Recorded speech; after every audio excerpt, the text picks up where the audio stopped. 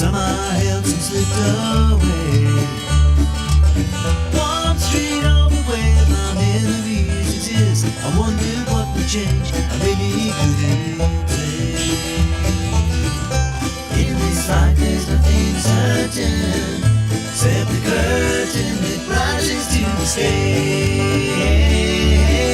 Silly games of second guessing. I just forget the lessons that I couldn't learn. Because one street over there's a life I could have known that would have kept me from the one I had today.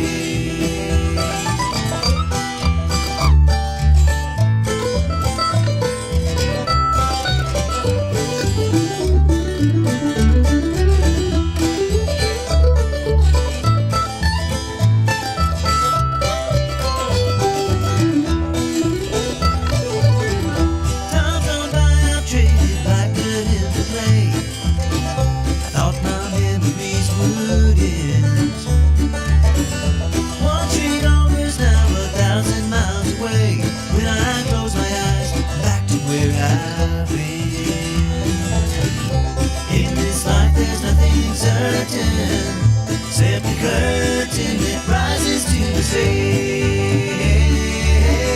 Silly games of second guessing. I just forget the lessons that I couldn't learn. Because one street over there's a life I could have known that would have kept me from what I had today. Oh, good morning. Good morning. Good morning. It's Friday. I'm so excited because I'm a teacher.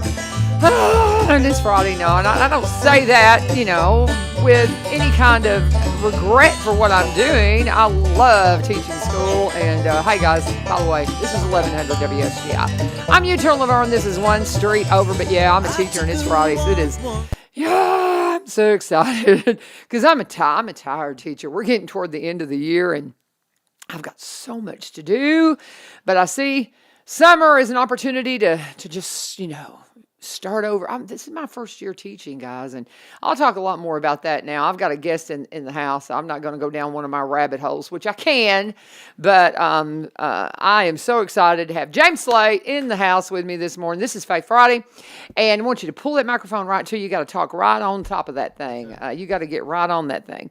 But he is the brother of Aaron Slate, who people who tune into this program are quite familiar with, because your brother has been one of our regulars for a while now, in the finance world. And he is our go-to Marine when we want to talk to a Marine. And we got, hey, brother James Slate, Amanda Murphy Baker is saying hello. So I don't know who that is to you, but they're saying hey. Hello, Amanda. She's a good sister of mine. Okay, well, very good.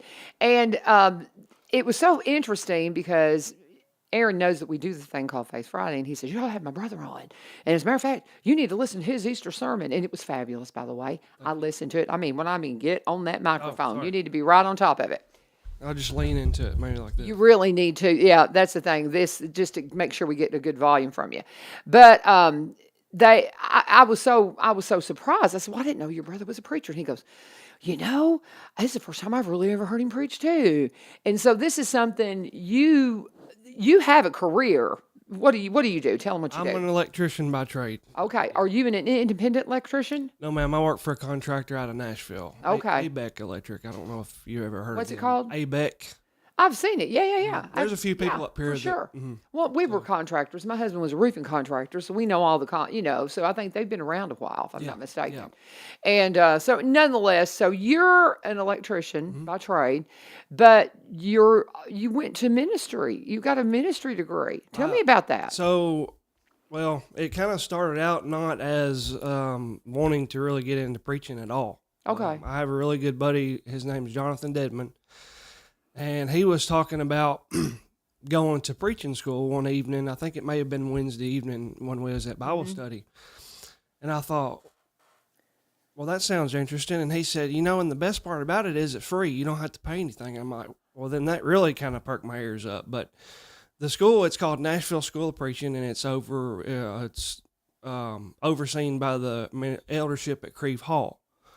Oh. So you can go over there and take classes. They do Monday, Tuesday, and Thursday throughout the spring and winter and fall, and then they do some classes on Tuesdays in the summer.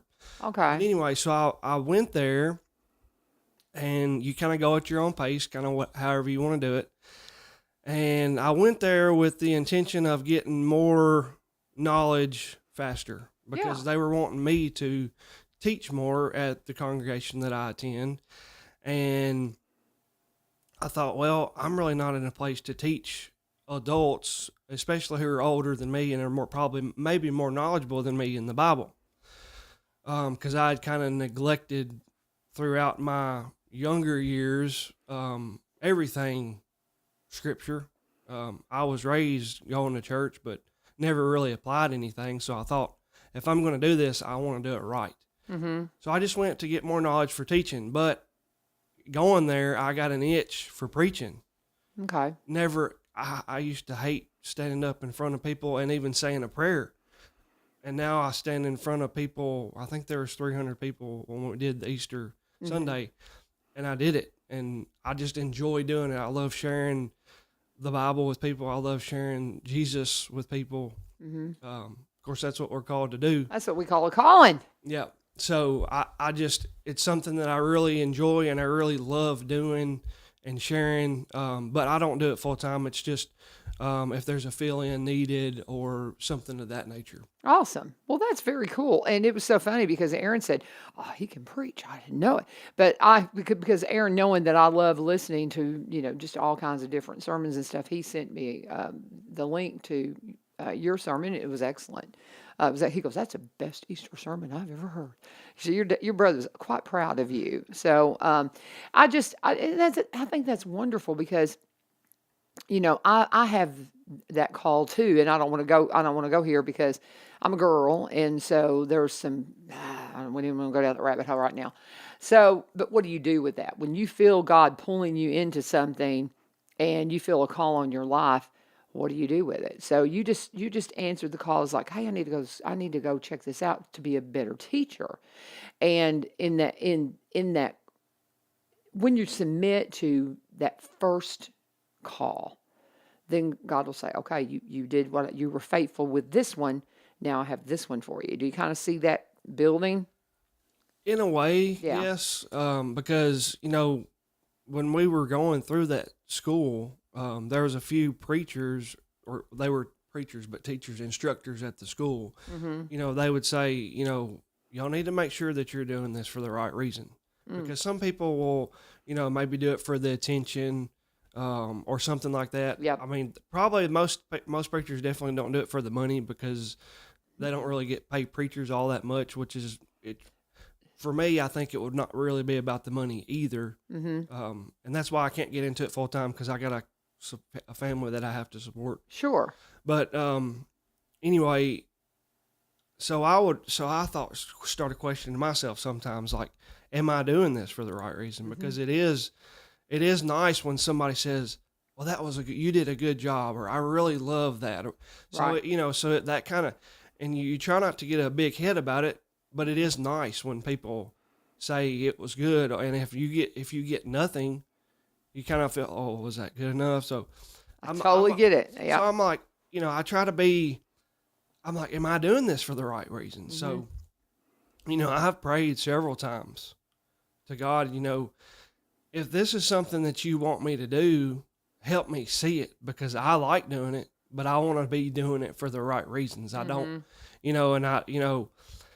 so, and when you pray, I feel like when you pray, you have to be looking for answers, because if you don't, you're never going to see them. Mm-hmm. So I would pray, and this one particular time I remember praying, and I don't know, 2 or 3 days later, I got a call from an older man in the congregation, and he said, Slate boy, that's what he calls me.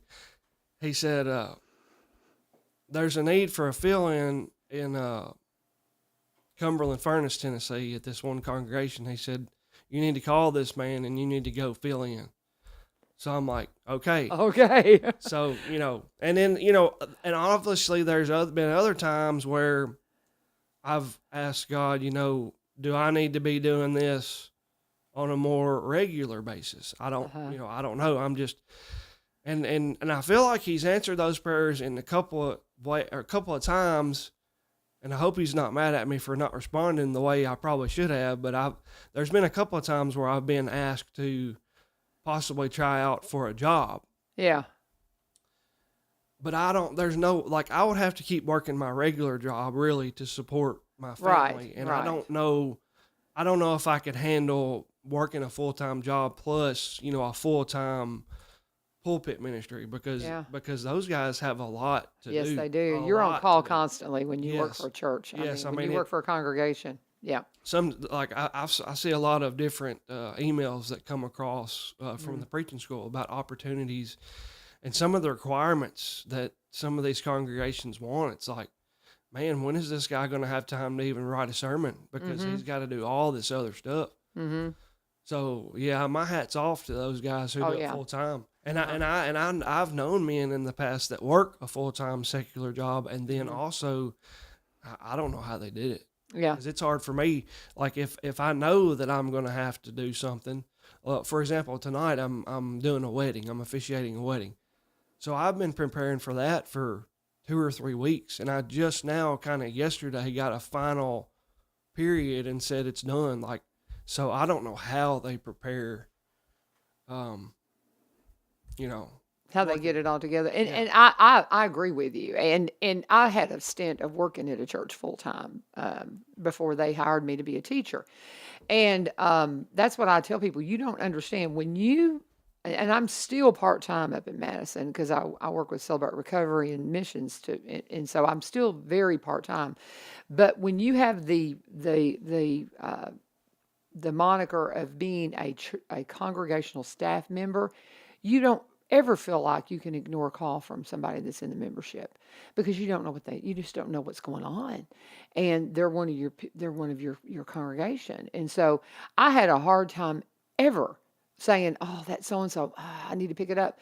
And I mean, of course, there's times that you just absolutely couldn't, but you just feel like you're on call constantly. And to those who are in full-time ministry, God bless you. It's a lot. It is a lot. So I get that. But I think that you're doing it right, though. And I think that sometimes, Ugly is one of my friends up at Madison likes to call him, the devil himself will tempt you with things that almost seem like, well, that's the right thing to do. Well, no, is it really? Is it really? And you just have to constantly be in prayer, looking for God to open those doors. And I get what you're saying too, because I've always been behind a microphone, on a stage, something. And it is something. It's so funny. I'm watching my granddaughter will be 3. On the 18th of this month. The child already has a stage presence. She's got that itch too. And so when you have that performance itch, and then you also feel you have a call to ministry, you really go, is this about me or is this about you? Mm-hmm. So I get that completely. Because, I mean, there's a lot of us. Did you have the itch? Did you have a stage itch, or you've just always been, I've always had stage fright. Like, I don't want to talk in front of anybody. Like, I had a hard time, like, maybe even saying a prayer in just like a small class setting. Mm-hmm. Didn't have, if you would have asked me 6 years ago, would you ever consider preaching in front of a congregation, I would say absolutely not. Well, see, that's how you know that it's truly doing what you're supposed to be doing. Because you just can't deny that. It's just like, God using Moses, and he's like, but I'm not a speaker. I can't do that. And so you just when you see that in your life, and then you did such a beautiful job, the sermon that I heard, so absolutely you're stepping into it for the right reason. So, but you just have to constantly be praying. It's like, oh, is this you, God? Or is it something that is it that shiny object that, Yeah. And people forget the devil's pretty. Oh, yeah. It's just like they forget that it don't look like what we characterize him. Right. And so I tell you, we need to pause and take a break. We're talking with James Slate, brother to Aaron Slate. One of them Slate boys, right? That's right. So one of the local folks here. So we're going to pause and we're going to talk about one of our sponsors. Let's start with Barry and Rebecca Richards with the Exit Realty Garden Gate team today. My friends in real estate, they are awesome. And they are going to be at the Kilgore Station Bluegrass Festival, which is the third weekend in May, coming up very, very quickly. We'll be at Kilgore Park for the festival. And I forget, maybe this is the 9th one. I'm not sure, but I get to be there. And I'm very excited. We'll have fiddle competition on Friday night. Of course, the festival all day on Saturday. Barry is on the board, and Barry and Rebecca help sponsor the festival, so that's why I always bring it up. They'll be there, they'll have their tent set up, and they'll be able to sit down at the table and just talk to them about anything and everything in regards to real estate. Maybe you need a marketer on your real estate team because you've got property out there and nobody's really coming to look at it. Well, maybe you need new pictures and new video, maybe some drone footage. That's Barry's specialty. He came out of a marketing background. He was a vice president of a marketing company for 17 years up in Nashville. Rebecca, she's been at this a long time, one of the first in the area to be a senior real estate specialist. So whether you're buying or selling, when you come to the table, she studies. She's going to make sure every T is crossed, every I is dotted. And you can reach out to them with Becky's number at 615-504-7425, 615-504-7425, or you can go check them out at sellwithbecky.com, sellwithbecky.com, or buy BUYRobertsonCounty.com. They buy and sell in the surrounding counties, across the state line in Kentucky, but of course they specialize in Robertson County. Tell them U-Turn sent you, and let's get right back to it with James Slate. Do you have something specific you want to share with us this morning? You know, I challenged you. I said, do you want to talk about, do you want to bring a Bible lesson?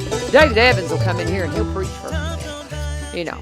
But do you have anything specific you want to share, or you just want to chat? Yeah, I didn't really know. And yeah, like you're fine. Like I say, I feel bad for this because I am so hard on myself a lot of times because I'm like, if I have a class to teach or a Devo to do or something, like I spend time to prepare. Mm-hmm. And coming into this, I'm like, I don't have anything. But, that's okay.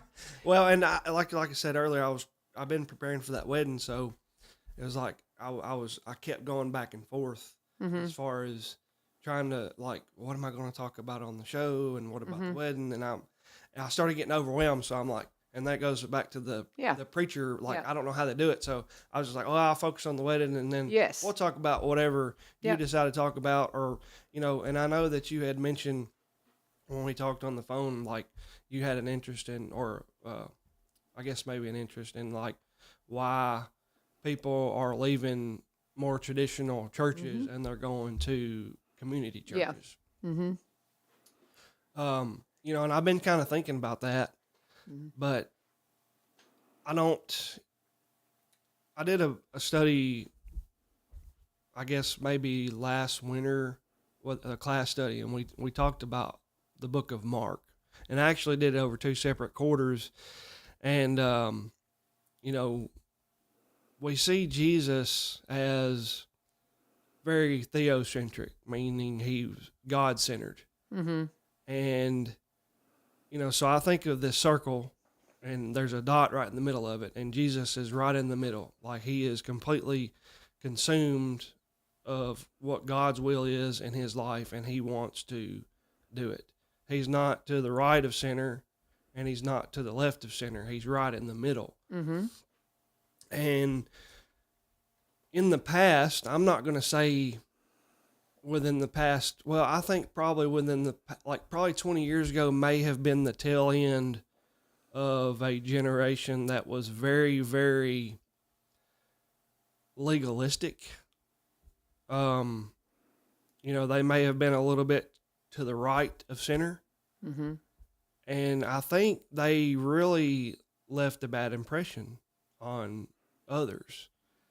Now, I'm not saying that trying to follow God's law is wrong, because we need to know and we need to follow what he says that we need to do. But there's a way that you can do it in a loving way, the way Jesus did it. Mm-hmm. And I think the folks from those generations may have, I don't know if this is the right word, but may have left a scar on the church. I agree. And on people. So with me, I want to be more just right in the middle. I don't want to be off center to the left, and I don't want to be off center to the right either. I just want to be right in the middle, and I want to study, what Jesus and what God says for my life and how I need to live it. And, you see the Pharisees and the Sadducees in the Bible, and they were right of center. Mm-hmm. They were following traditions, and mainly man-made traditions versus what God wanted them to do, what the law required, because they were, under the Old Testament law. And they probably did the best they can to follow the law, but then they also added all this other stuff to it and bound that on people. Well, the people of the older generations, they would bind stuff on people that wasn't necessarily, or maybe wasn't laid out and straightforward within Scripture. Mm-hmm. Because there are some gray areas that we can find in the Bible where, me personally, I'm going to steer clear, because for my conscience sake, it's just better for me not to dabble in, some of those gray areas. Mm-hmm. But I can't bind that on somebody else, because I can't tell you for sure that there are some things in the New Testament that we read and it's straightforward. This is a do and this is a do not. We don't. But there are some things it's like, I don't know. Mm-hmm. For example, when Peter had his vision about all the clean and unclean, and God says, you can eat freely, everything. But some of those Jews back then, they were still, they still had the old law mindset. And I'm sure it was hard to get away from that, because you basically went from one religion to another within 30 days. And I'm sure it was hard for them to, accept some things. So they were, probably in their mind, well, I can't eat this. But some of these Gentiles that had been adopted into the church, they had no problem. And so the Jews were trying to bind some things on the Gentiles that they were never concerned with in the first place. So that's kind of the way I'm looking, or I guess my best explanation of why people may leave traditional churches for community churches, is because community churches are more welcoming. Mm. And it's, they're more welcoming, they're more loving. Honestly, like, we all need to be more welcoming and more loving. But, that's just kind of the way I see it, and some of the community churches that I am familiar with, they may be a little bit more lax in the acceptance of some things, where me personally, I would be a little bit more apprehensive on some of those things. And I, like you say, I don't want to get into a rabbit hole going into all that stuff, but yeah, because we could really go down some. And he and I, we're Church of Christ, so take that for what it is. I went to Lipscomb. Where'd you graduate from? Greenbrier High School. Greenbrier High School. Okay, I didn't know if you went to college. No, I didn't. I when I was done with high school, I was like, I'm done. Now, if I could go back, because I'm a little bit more older and mature, I would say, I'd probably try to. Yeah. But I just didn't really ever. Well, and your brother went into the Marines, then came out and went to Lipscomb, and so I know y'all have a CFC background. And with that said, Nashville School of Preaching is Church of Christ, and so and here's the thing: I don't know what the situation is, but are women at the Nashville School of Preaching? Yes, women are allowed to take classes, and they're even allowed to take preacher track classes. Okay. Now they're not permitted to stand up and lead devos and that sort of thing in that class setting. In the class settings, but for example, our congregation, they have a lot of Women's Day events where speakers come in. So women, definitely, if they have desires to do those sort of things, then they need the learning just like men do. Right. Well, see, and then there's, and I'm glad to hear that, because now I have applied to programs for different parts of leaders. I'm trying to be very careful how I say this, because I don't think these people did this nefariously, but I applied for something to teach me a leadership role and was denied the opportunity to be a part of it because I was a woman. And it's in a very prominent one within our fellowship. And so I have I'm very concerned about the way we have taught in regards to women's role. And I don't want to put anybody on the spot here because that's my biggest concern. And I think a lot of those kinds of things that we don't have enough conversations about it. It's just like, well, that's just how it is because we know where Paul wrote to Timothy, I do not allow women to have authority over a man. Not taken into consideration, it was in Ephesus and it was a matriarchal society that had been led under Artemis, and there's so many things. I could go down so many rabbit holes, and then I come back around to where Paul finally just said, I'm heading out. Work out your own salvation with fear and trembling before the Lord.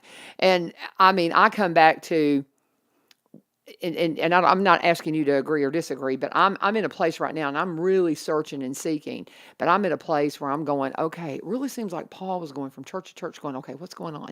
Okay, well, because of this, therefore, which means because, and he uses that word therefore a lot, because of that, do this.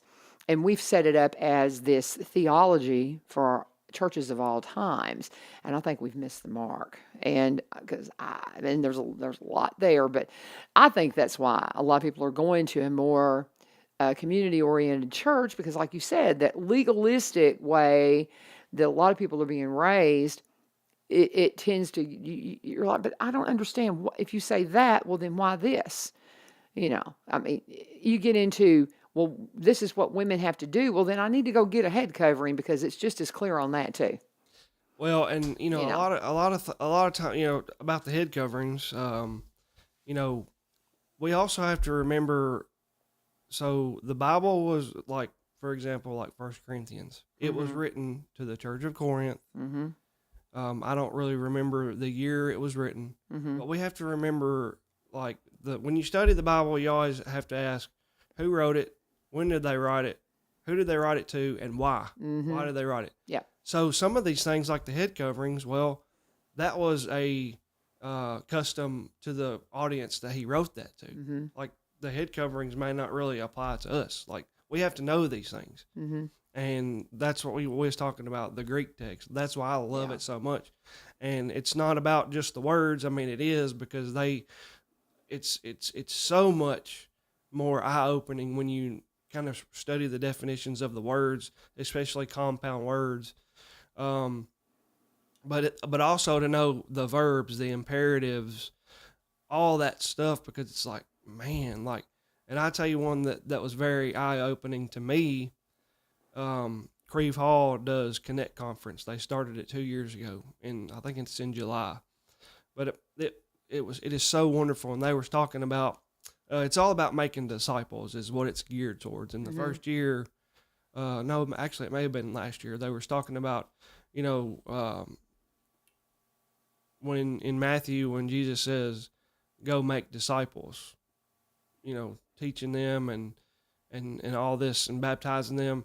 So that passage, we always say the verb in that passage is go, like go into the world. But the verb in that passage is actually disciple. Like the English Standard Version says make disciples. So we're commanded to make disciples. Well, how do you make disciples? You have to go and you have to teach them and you have to baptize them. So it tells you not only what to do, but it tells you how to do it.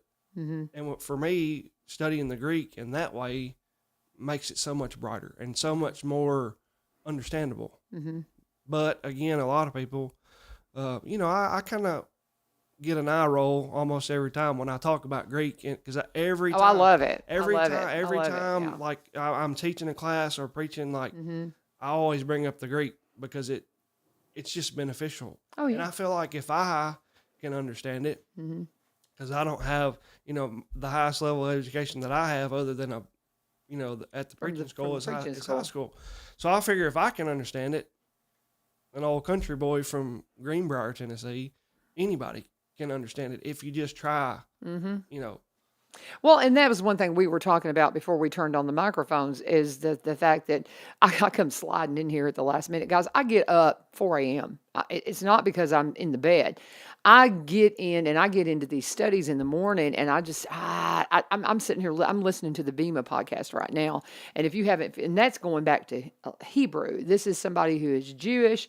And I like studying with Messianic Jews that have accepted Christ, but they're Jewish in their heritage, and it's fascinating. And so I love that, and it's a better understanding of just all of it. And I love, again, the original language studies in the Common Greek that our New Testament was written in, because the world spoke Greek thanks to Alexander the Great, and because that's where it all comes from. And it's just fascinating when you understand it, and you just have a better understanding when you go back and you ask the hermeneutics, who, the why, the what, the where, and again, a big thing is the why. And I think we really fail to look at that. So study to show yourself approved before man. Yep. And just keep doing it, keep praying, and just keep being faithful in the role he's given you. What's next for you? So you're doing the wedding tonight. Who are you officiating the wedding for? Their names are Logan Greer and Jordan Anderson. Okay, so why are you doing their wedding? Is it a family thing? I'm always curious about the backstory. So I've known Logan ever since I was in high school. He's probably, I would say, maybe 3 or 4 years younger than me. Oh, cool. I think he may be a year older than my brothers. Okay. Something like that. Okay. Around, but I've known him for a long time, and I don't know. He come up to me one Wednesday evening, or they both did actually, and said, "Would you be interested in doing this? Like, we'd like you to do it." And I was just like, "Yes, like I would be honored." Yeah. To do that. And I've done it for another couple that I go to church. This is not your first one. Okay. So it's the second one, but I've never done one like on this, because like the first one I did was at the beach. It was more laid back. Yeah. It was cool, but Logan, like, he's a big perfectionist. Like, he wants it just like fun. So it's a little bit pressure for me, because I gotta make sure that I say everything that he wants me to say, which, I mean, rightfully so. It's his wedding. Yeah. But I joke with him and told him he's the bridezilla of the Is he? Oh, I love it. Whatever. And he's like, oh, we got to have great. it. So that's fun. And I just love that. And so tell me, did you have to do you get certified through the School of Preaching to do weddings? How does that work? I don't even know. I've never looked into it. Well, I've looked into it. Of course, I looked back into it, or when I did the first one. Mm-hmm. And like with the state of Tennessee, you have to be, like, I think it says like a member of the clergy. Okay. So, I'm a member of the church, and I actually serve as deacon where I go to Hillcrest, just right up the road. So with me being, like just a member of the church, really kind of like allows me to do that. But I felt more comfortable since I was like in a more of a leadership role. It made me feel more comfortable doing it. But I got to thinking, and I've been thinking about this all week. The man who officiates a wedding is not the one who does the binding anyway. Mm-mm. It's God. I mean, he joined Adam and Eve together, and he's going to join whoever, the next married people from there on. It's almost like it's the same thing when you get baptized. Mm-hmm. Like a lot of people say, well, you have to say baptizing in the name of the Father, Son, and the Holy Spirit. Some people say, well, you got to baptize in Jesus' name. Mm-hmm. Well, you actually don't have to say anything. Mm-hmm. I mean, if the person's heart is right, because it's not what the man says, it's what God does. Thank you. Come on in here. Gwen's coming on in, and I know that James had said that he couldn't stay for the entire hour. So whatever point that you need to head out, you go ahead. But I want to make sure we get an opportunity to, if there's something you really wanted to share, that you get to share it. And I think that it's just fascinating that you've had this. You have a regular job, and you've had this call to minister, even to the point of doing weddings. And you had to file paperwork with the state, right, to say get certified or something? I don't even know. Well, it's just it's sort of just I I think, like for example, I know a guy who got who did the ordained ministry or whatever, and like he got paperwork, but I don't really have like I have a diploma, from the Nashville School of Preaching, but Yeah. it doesn't really specify you can do this, or this. Yeah. If that Sure. Well, it's just interesting. I was just when you said you did a wedding, you're going to do a wedding. I think that's fun, and I think that's very cool. But do you have anything else you want to say? Because I know you said you had to get to work, and Gwen's on in here now. So, do you have anything else you want to share before I go to break, and we'll go ahead and wrap up our time together? Or No, but. I just appreciate the opportunity. Well, and if you want to come back, just you've got my number. Just reach out, and I mean, anytime. That's what I tell people, especially on Faith Friday. If God hits you with something, come in here and share it. If He's got something that He's put on your heart and you think you need to share it, come on in here, and let's do it. Because I mean, I'm always looking for. Because if I don't have guests, it's just me running my mouth, and I don't know how entertaining that is for people. But thank you for coming so much. It's very nice to meet you. Thank you. Absolutely. And this is Gwen, by the way. I'll let y'all meet while I do a break, but I'm going to go ahead and do a break and let you guys meet, and we'll come back and we'll get back with Gwen. But thank you again for coming. God bless, and you have a great day. And I'm talking with James Slate, and he is the brother of Aaron Slate, and just appreciate so much him putting us in touch with him.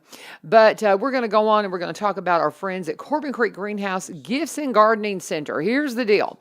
Save the date, a week from tomorrow. A week from tomorrow, you're going to find all of us out at Corbin at some point, because we got to go out there for the Customer Appreciation Day. Oh, they've got a great picture right now up on social media. If you go to Corbin Creek Greenhouse and Gifts in Springfield, Tennessee, follow them on social media, because that is where you're going to find out all the things you need to know about what they're doing, what their hours are, all the special things going on, what they have that's in stock. And right now it's tomato plant time. Everybody's getting ready to put the tomato plants in the ground. And I'm telling you, if you've been waiting and you've been waiting for all the frost to end, get on in there. They say pretty much Mother's Day weekend, you're absolutely out of the woods on getting the tomato plants in the ground. But you can go and get stocked up. Brian Pulley from United Way will tell you that when you get all of your bedding plants from Corbin, it's going to be the best garden you ever had. So that's what you want. Corbin Creek Greenhouse Gifts and Gardening Center, they want to invite you out again for Customer Appreciation Day a week from tomorrow. Free hot dogs, planting station for the kids, and everything your mom wants Mother's Day. They've got CBD products there, of course, inside the store, and handmade items from Miss Jane. We love Miss Jane, and you're going to have fun. If you'll join us at the Customer Appreciation Day next Saturday, or just go by and see them anytime, give them a call if you'd like. Their number is 615-384-3185, 615-384-3185. Let them know you've turned Cynthia Gwen Harder's in the house. Hi. And hi, how are you doing? I was enjoying How are you? talking with James, but in the back of my mind, I said, I promised Gwen she could have a slot today, because all the time you come in here and He'd have been talking. He'd have been cool to talk to and have around, because what we talked about last week after the show, where we want to go today. It's like, that would have been cool to have him part of it Well, too. I know that he had to get to work, Yeah, though. yeah. And so I thought I better give him a safe out, because Right, I knew right. that he had to get on into Nashville, and so I didn't want to make him late for work. But, Keywords get into Nashville. yeah, there you go. There's that. So, because, we'll get in here sometimes and get to talking, and people go, oh, I should have left it, da-da-da-da. Yeah. So, I'd love to have him back, because I find his story interesting, because he felt that call in his life, even though he's doing other things. And, Right.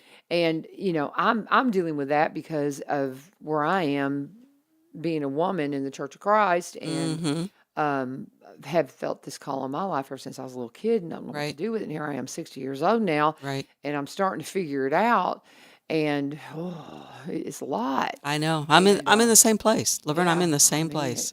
Have you discovered Bema? No, I have not. But heard about it? Listen to you come in. I thought, I need to check Oh, that it's out, deep. because that's kind of where I'm at. That's kind of with Yeah, it's really yeah, deep, and yeah. I'll tell you too, it's going to really rock your world. Yeah. As you start listening to it, and I had tried to listen to it a couple of times, and had jumped into a current right. episode, and Yeah. I was just like, "What are you You're- talking about?" You have to start. You from the can be beginning. lost. Yeah, Yeah. and I got what they were talking about, but in the same sense, I couldn't draw myself into it. Yeah. Because it's a little dry. Okay. And timing might be, Yeah, and so and maybe it's not as much now, but now since I've gone to the front of it, I Right. started with episode 0 Yeah. and the explanation of what they're doing, Mm-hmm. and I'm building it, and I'm Right. just listening to one after another, one after another. Yeah. I'm getting where they're going, and Yeah. some of the stuff is so incredibly deep. Mm-hmm. There's some people are going to be like, I don't need to know that. I don't want to know that. Right. Ah. But it's where it comes from. Yes, It's like it's like building a house, and that's the foundation. and And now you're putting all this on top of it. and if you're going to teach, Yeah. you need to You gotta be have in all that. deep study. Yeah. um, Yeah.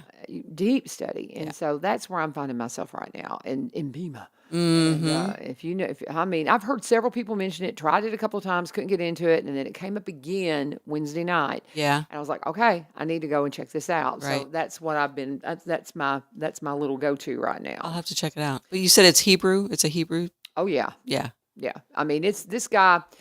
For my understanding, okay, he considers himself I think Messianic, Yeah. 100%. I mean, Uh-huh. well, certainly because he accepts Christ. And I don't know if he has a Jewish background at all. I really don't think he did originally, Right.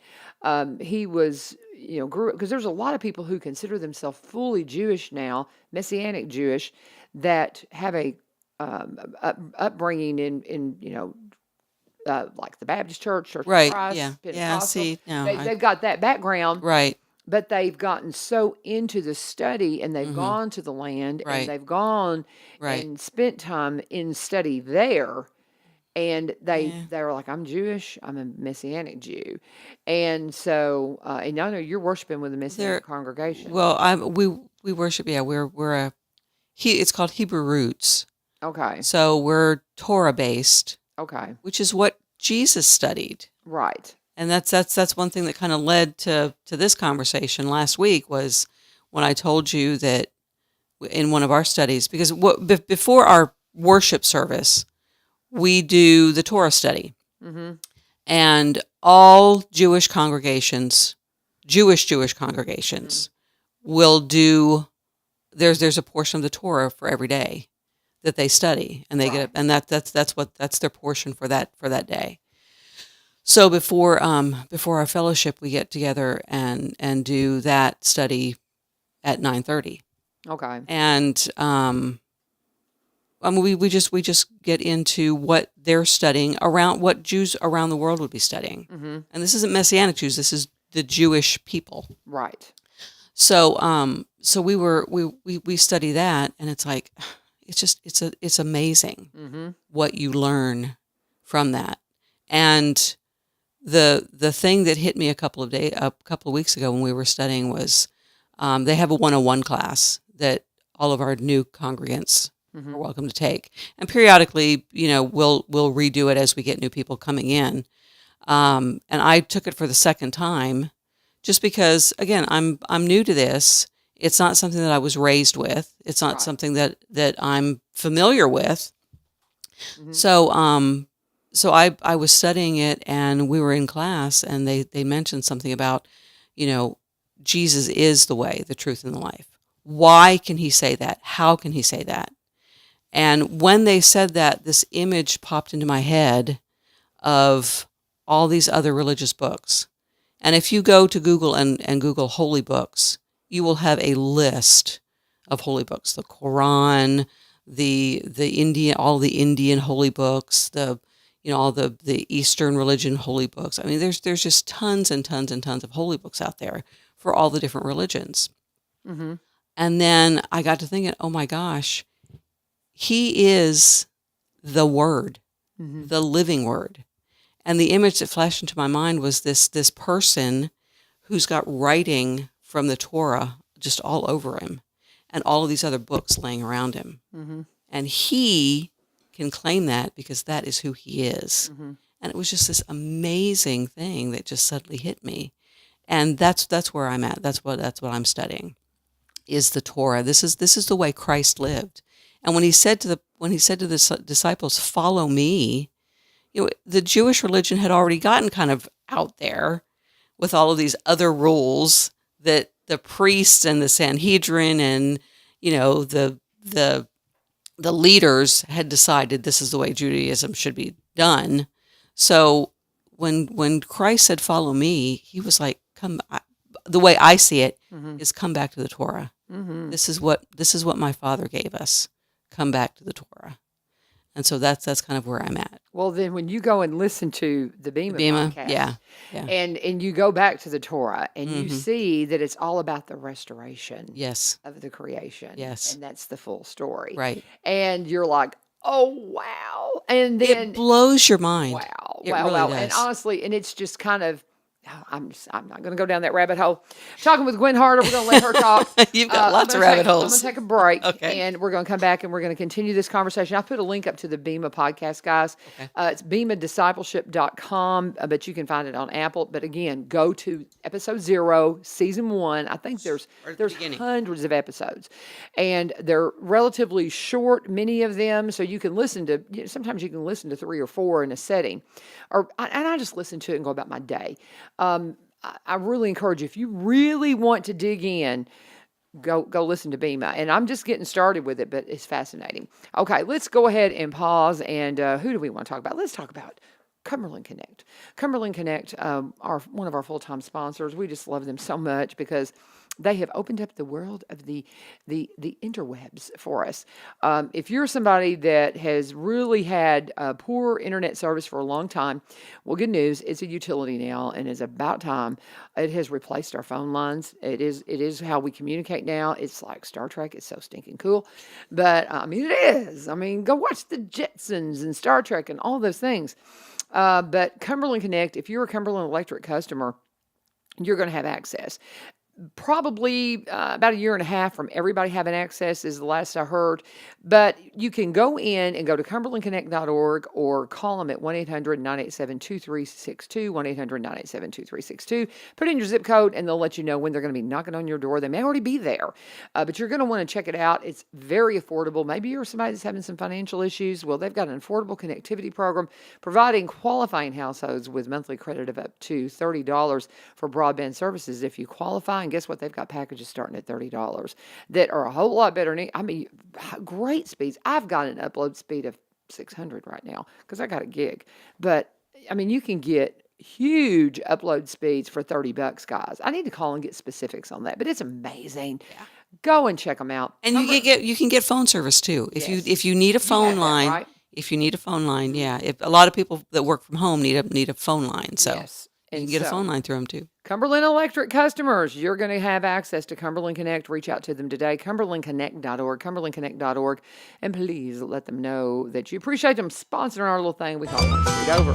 Gwen Harder in the house. Where do you want to continue with the conversations we're having, or what else would you? Well, we talked a couple of weeks ago about it too, and I found it fascinating that the people that are pretty much where I'm at, the trigger point tends to be Passover, which I find so incredibly interesting because for years and years and years that always fascinated me. You know, we were over there celebrating Easter with bunnies and chicks, and you know, at the same cyclically at the same time, you know, Passover would fall at the same time as Easter. Sometimes it's before, sometimes it's after, but sometimes it's right in that same weekend. And I was just pulled to the whole Passover dinner thing, you know, with the bread and the wine and the whole tradition behind that. And I'm finding that a lot of people that are where I'm at, that was the point where they kind of said, wait a minute, there's more to this. There's more to all of this. And so I've kind of been pulled away, and the church is just all over the place. I mean, you know, the church itself is just, I don't know, you know, this one is this and this one is that, and what they accept and what they don't accept. It's like, come on.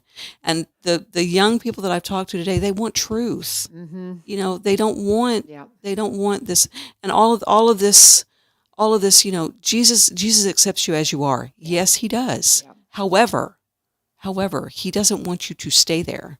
Mm-hmm. He wants you to move on and not just stay, well, this is who I am. No, this is who you are at the moment. Let's get some education. Let's get some teaching and some preaching on you. Get off the milk, get into the meat. Right, and get and move past what you're currently Yeah. what your current situation is. Yeah. And I think, that the church has come around to, well, you are who you are. And it's like, no, you are who the world has corrupted you to. Let's be the person that God created you to be. So I'm being slowly pulled away and more into the beginning, the beginning of the faith, where it came from. I love it. And, and as you start talking about how that the church has become something that is so separated, and I find that, and that's one thing I would love to talk to James. I want to have James back in here because he and I have got a common history, and I would like to just pose some questions to him and say, well, what do you think about this? What do you think about this? And Right. and I keep saying, if I'm wrong, guys, correct me. Yes. And so far, nobody has reached out and said, you're wrong and we need to correct you. Well, that's not true. Because I've got people within my congregation. I've got one of our elders who I'm dear friends with, who he thinks I'm on the wrong track. And we have great discussions. So that's fine. But And that's what it should be. It should be a discussion. we're supposed to Yes. wrestle with Scripture. Yes. And we're supposed to, okay, think about Jacob wrestling with God. Mm-hmm. When you study, when you start studying Bema, you're going to when you start looking at this podcast Bema, and you start looking at how everything just kind of echoes through Scripture. Yes. And you see that story. We're supposed to wrestle with this so we have come to a better understanding of this. When you just go, here's what you believe, and you don't understand it, it has no value to you unless you've put the work in. And he says to ask and seek and find, Yes. and that's what we're supposed to do. I'm trying to pull up this. Yeah, there it is. Okay. As we're sitting here just talking about this in the Splinter, I always come back to the scripture in Corinthians where it says, my brothers and sisters, some from Chloe's household have informed me that you're having quarrels among yourselves. What I mean is, one of you say, I follow Paul. Another says, I follow Apollos. Another says, I follow Cephas. And still another, I follow Christ. Is Christ divided? Was Paul crucified for you? Were you baptized in the name of Paul? I thank God that I did not baptize any of you. Oh, that cracks me up. Paul cracks me up. I'm so glad I didn't baptize any of you. And so That's no why one can it's say- not my fault. Yeah. Well, but anyway, and so, but I mean, he's saying, it's Jesus. It's just Jesus. Yes, It's just Jesus. yes. And if you get off that path, if you get off the path of it's just Jesus, you got an issue, guys. Yeah. And that's why I keep saying, I love the quote that Christy McClellan introduced me to, and it's from a rabbi during World War II that said, beware of any Christian that spends too much time telling you what they're against rather than what they're for. Or right. And by knowing what I'm for, you know what I'm against. And I love you. And if we're in opposition on something, I love you. I love you. We can still sit down and break bread Yes. together. Yes, we you know? can. And you know what? I want to talk to you because I want you to know Jesus, and I want you you in heaven. Yeah. And I want you at peace with the Lord, and I want you at peace with life. And oh my goodness. And when you see where the world is at now and how divided we are, 20 years ago, 30 years ago, me growing up, you believed this, I believe that. You went to this church, I went to that church. We both went to the same school, and we could get together. Yeah. And it was like, well, you come to my church this weekend. Where you're 10.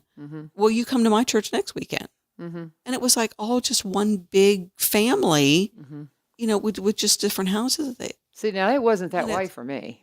Oh, see, yeah. I was not allowed to go to something outside of the Church of Christ. Yeah, see, to me it was like, no. How do you learn unless you go and see? No, because Yeah. I had a person I went to school with that they really loved each other. There was two people that Right. they really loved each other. But Yeah. one was Baptist, one was Church of Christ, and they broke up.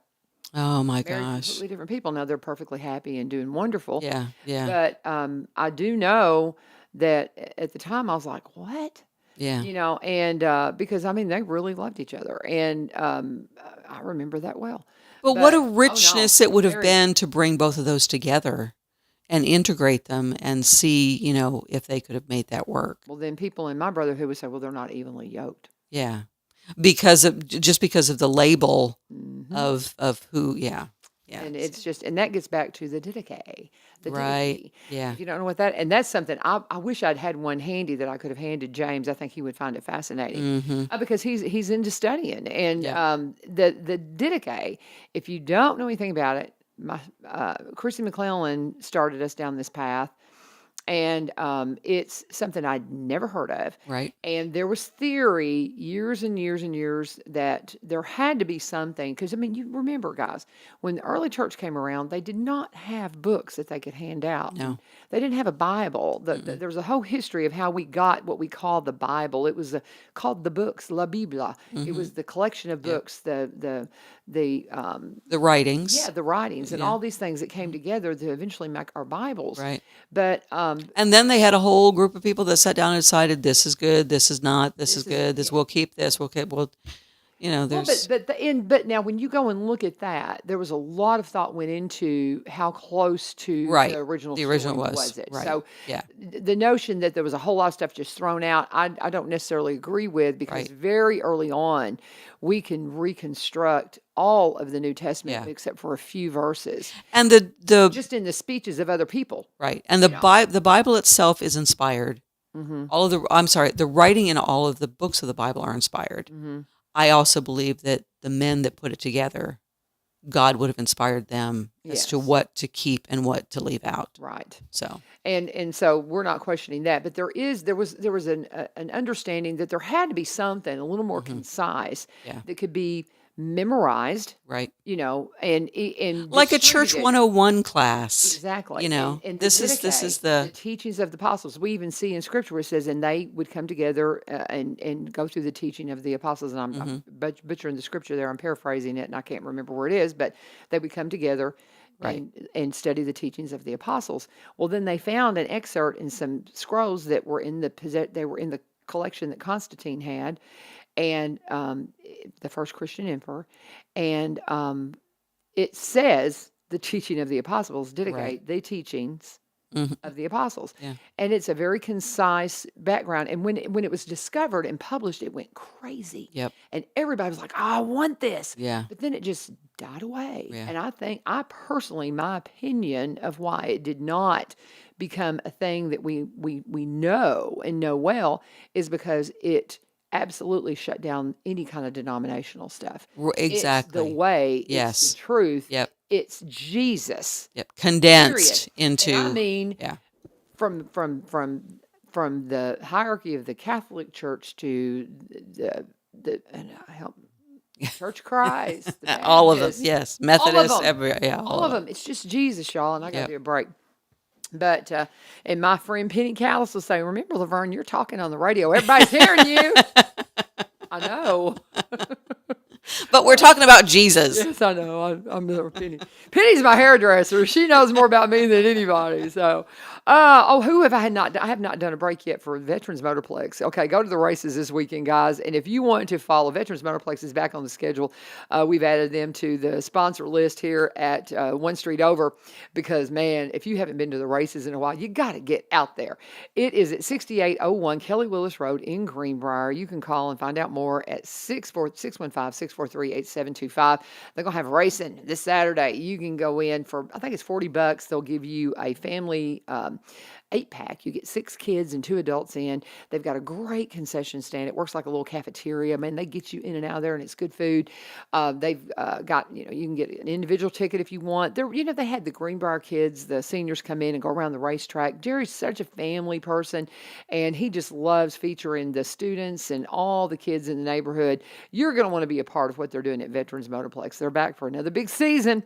So get out there now, because before we blink, we'll be into the fall and we'll be wrapping it up. But we're so glad to welcome them back to the airways here, and we'll get Jerry on the phone and get a full update. But racing happening tomorrow at Veterans Motorplex, formerly Highland Rim Speedway. Get online and follow them at Highland Rim Speedway and find out all the things going on. You can check out the podcast, Bubba Bout Broke. I think they're sponsoring the races this weekend. It's going to be a good time out at the racetrack. Veterans Motorplex, one of our sponsors again here at One Street Over. Thank them for sponsoring and telling you Trent sent you.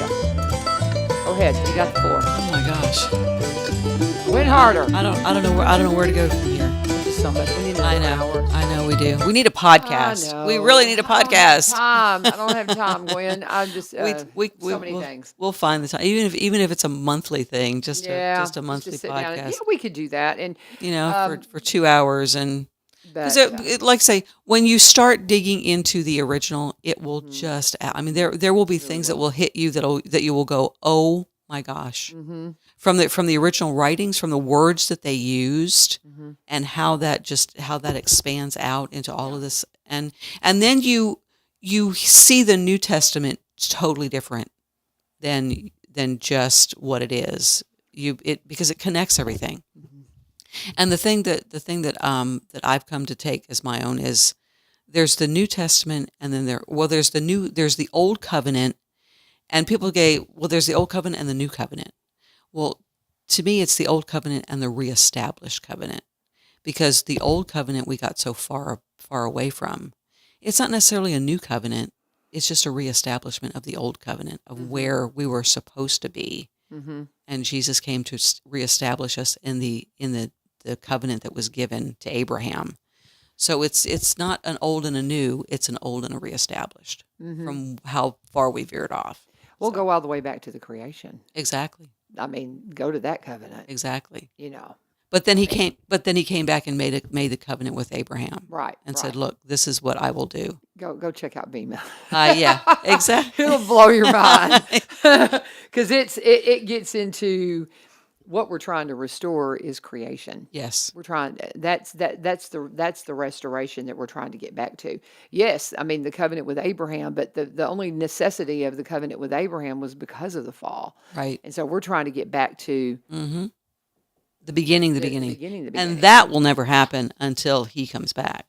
Agreed. Yeah. But that's what we're living into. Right. Yeah. So.